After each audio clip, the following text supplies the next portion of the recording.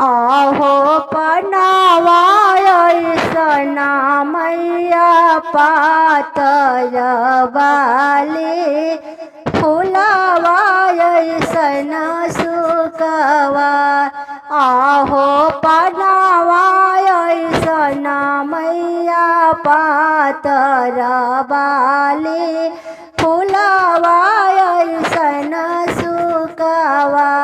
आहो मोतिया बरना मैया ढुरु ढुरु चिका देखत नाय नवा जुड़ा।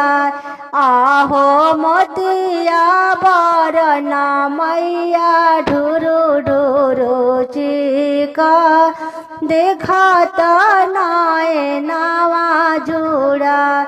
आहो पनावाय ऐसना मैया पातर बाली फुलावाय ऐसन सुकवा रे। आहो पनावाय ऐसना मैया पातर बाली फुलावाय ऐसन सुकवा।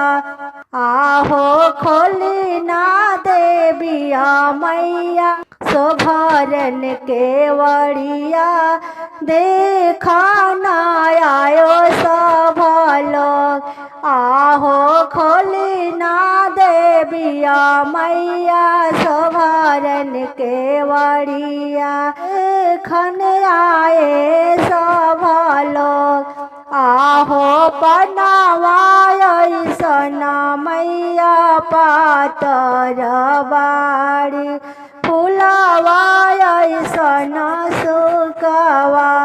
आहो मोतिया बरना मैया ढुरु ढुरु चिका देखत नाय नवा जुड़ा।